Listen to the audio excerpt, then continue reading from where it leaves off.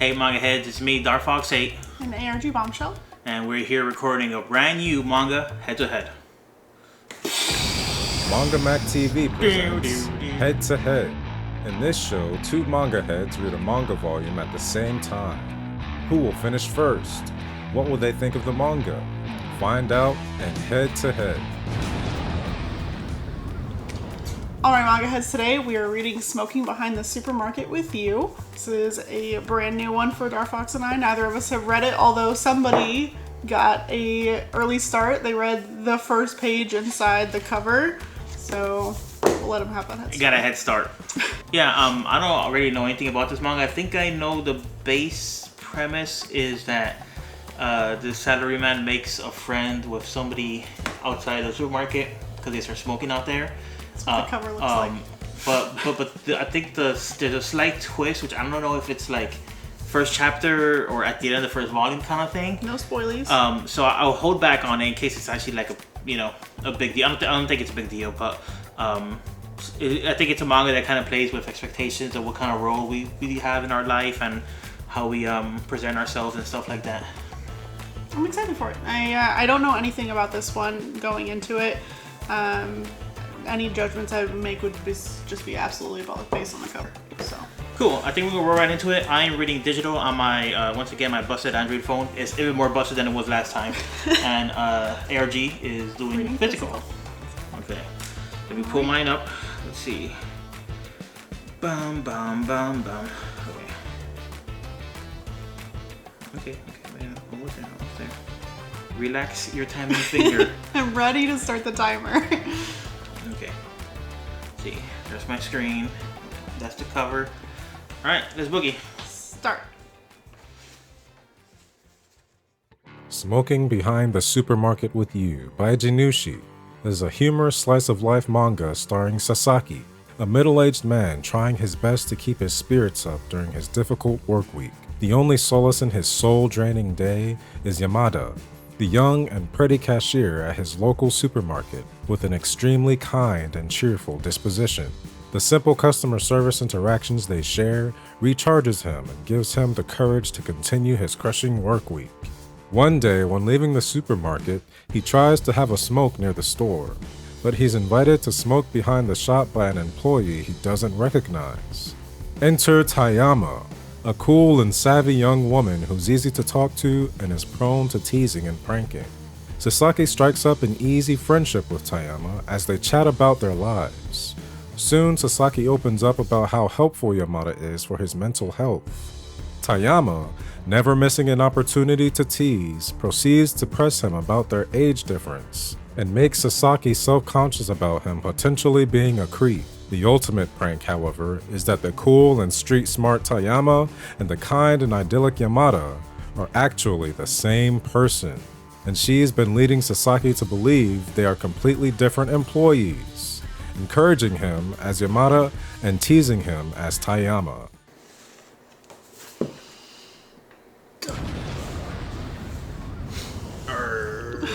You gotta write down my time. 31 minutes and 1 second. While their nights of smoking goes on, their friendship evolves, and a deeper connection grows not only between Yamada, but also with Tayama. This code-switching romantic comedy is an enjoyable love story for all readers, but especially for the working Joe and Jane. Okay, everybody, we just finished. Smoking Behind the Supermarket with You. Yep, that title. I was about 12 minutes behind ARG. So kind of predictable. Not super. Not like I read it twice as slow, but a good chunk. And I could tell ARG was trucking because I was on the first page and I hear whoosh, whoosh, whoosh, the page flipping noises. I hear the page flipping noises. I'm like, okay, I'm definitely gonna be behind on this one, but. That was a pretty fun, pretty cute book. Very straightforward, very basic. I was expecting the twist to be, I don't know, I guess a lot more bombastic, but it was kind of subtle and it's just an ongoing subtle joke. Although, I realized while I was waiting for you to finish reading that entire thing is spoiled on the plot summary if either of us had read that before. Yeah, who reads plot summaries? Yeah, it's not like really a huge spoiler. It's not even like a big reveal. The first chapter just ends with Yama, you're just gonna keep like second guessing yourself. And then with Tayama, I forget exactly what she said, but she's like, "Boy, this guy's dense." Yeah. We're referencing to the fact that she just had a whole conversation referencing herself in like the second person to this guy, and he didn't pick up on it. She is the same person, this kind of like cool, rough around the edges, smoking girl in the back of the convenience store, and kind of like really nice, kind of like I don't know, prim and proper. I don't know if that's the right way to describe her, but more customer service facing, brighter, easier to approach. Yamada, they're the same person. She just, when she's off the clock, she just looks and acts different, which makes sense. It's a good manga that kind of captures in a basic kind of humorous way. It captures a kind of code switching that we do at our jobs, how we act differently, how we dress differently, and sometimes just our aura, how we just present differently and people see us differently. And most of the book is just riffing, just a bunch of different volumes, or sorry, a bunch of different chapters that's just riffing on that idea. But there is a character that introduced kind of halfway through, which is the manager character, Agoto. I don't Who is also 40. Also 40, yes. I don't know if that's being introduced as like an interloper character where she's going to be another love interest. I don't think she's interested. She's not interested, but it'd be a more appropriate pairing. Yeah. But whatever. Like I'm not here to judge or police people's relationships. It is what it is between consenting adults. The way it's presented here in this book, it's not like a weird skeevy relationship. They're both adults and they're both they're friends basically, and if anything actually evolved romantically between them. It's not super weird and gross, at least the way it's presented in this book. Or surprising. It's a pretty wholesome book overall. I mean, for a while I thought that she was just kind of like a teasing young girl having her fun with him, but then later on when she mentions that he's an arm man instead of like her stomach being exposed at one point, and then she actually is like, oh, maybe I should stop eating ramen, and like looking at her arms to like try to lose some weight in her arms. I'm like, okay, this isn't just teasing anymore. Yeah, no, she's definitely interested in him. At least in a I don't know, casual sense. Yeah, in a casual sense. One of my funnier bits, one of the bits that I enjoyed the most was when Goto was talking to Yamada about how she was teasing him, and then she has like a romance meter that goes off the scale, and then an ethics meter that is broken. So she can't even like read the ethical quandaries of the situation. She's like, oh, actually, she's not just teasing him. There's actually something here going on. That there is a little bit of a tit for tat. She is interested in him in some way. And in the back of the manga, there was a bonus chapter that kind of gave them an origin story, where apparently when Yamada first became a full-time employee, she was having a lot of trouble with one specific customer who was chewing her out, and basically the same thing that Sasaki does, but in a negative light, where he always goes to her, he's always interested in her, but instead of just like seeing her and gives her a hard time instead. Instead of just doing the customer service transaction and going about his day, this customer would always scold her and give her a hard time and just chew her out. And I guess it's because it's Japan customer service. You always apologize in situations, even though that guy's clearly being a huge asshole. I mean, most customer service you apologize anyways, not just Japan. I mean, if they come every single day, I don't think that's gonna fly most places, in my opinion. But basically, she gets rescued by Sasaki when he was like a temp or something, like starting off in his company, and they have like a brief meeting, and he kind of makes an impact on her, but I don't think she knows that was him. It was just kind of like a chance encounter, and then a few years later, they kind of reconnect again, as far as like customer and store clerk. Yeah, I mean, Sasaki definitely is dense. The manager is great. I really like how she kind of tries to nudge Yamada into like explaining that like the density of Sasaki towards the end, even though it doesn't happen.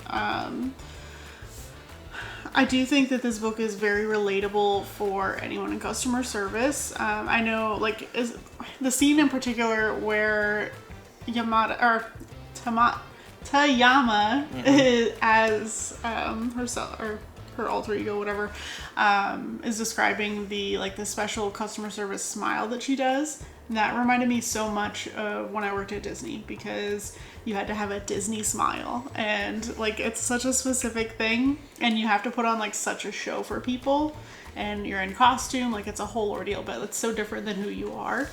Because you're a cast member. Yeah, you're a cast member. You're not ARG Bombshell. You're cast member. Yeah. For whatever area. I do also want to call out this like attention to detail on the spine. Look at the smoke effect on there. It's so pretty. Nice. Yeah. I like how the camera instantly zoomed in, focused. When you say so pretty, it instantly caught it. It took a minute, but like when you said that. Yeah, it's a nice book overall. I recommend it as if you're into kind of like slice of life style, easy breezy, light romance. It was a fun read and a pretty quick read, especially for ARG Bombshell. It did feel like it dragged on in a couple places for me, but just picked up later. I really like the scene where she like grabs him by the tie and he like thinks that he offended her or anything, but it's actually like a part of her teasing him. Yeah. Yeah, I don't know how the series can continue without any more plot. I have to imagine there needs to be some development. Yeah, I have to imagine that there's going to be developments at his job. If Goto doesn't become an interloper, I assume there will be an interloper, another character. Yeah, like another cashier that shows up. Or, you know, if you think at one point he'd be like, how come I never see Tayama in the cash, like the checkout lines or anywhere else in the store? Yeah, and that's another recurring joke because Tayama, the Tayama persona teases him for stuff he did inside the store. And he was like, where was she? I didn't see her, but she saw me. Ah! Well, because you were interacting with Yamada, dummy. But there's also there's a lot of like bonus chapters. Basically, every chapter has a bonus chapter. They're offset by 2 chapters. They're grouped every 2 chapters. A lot of those were like really cute, just like little fun panels. Yeah. Like a 2-column, 4-row kind of thing. I like the one about the hair. Because one of the ways that she's different is that she has longer hair. I was wondering about that. I'm like, thank you for explaining how this makes sense. Yeah, like Tayama and Yamada have different lengths hair, and it's explained randomly in one of those bonus chapters. But it's only explained to the audience. She doesn't even tell the character asking her about it because she's such a tease. She's even teasing like her boss asking. It's like, oh, it's a secret or whatever. While I was waiting for you to finish, I thought about like trying to mess with that hair. Just do that. That would, I don't know. That seems pretty. I mean, sometimes she leaves the counter and walks directly to the back to interact with Sasaki. So like she has to do that hair bit real quick. Well, most of the time her hair is just in like a messy spiky bun with like 2 little strands in the front, and her bangs she just takes the barrette out. So taking it down to be Tayama is way easier than putting it up to be Yamada. Wow. Hair things. Wow. I think I'm Yeah. I'm pretty done on the manga. I liked it. We're done with it. Yeah. If you liked our conversation on Behind the Supermarket with You, be sure to give us a like, comment, and subscribe. Special attention to those comments because if you leave a comment and you subscribe to our YouTube, you win a chance to win this copy of this manga. I'm holding it in my hand. Thank you. Don't miss this encounter behind the video. Subscribe and comment and you can win this volume of Smoking Behind the Supermarket with You.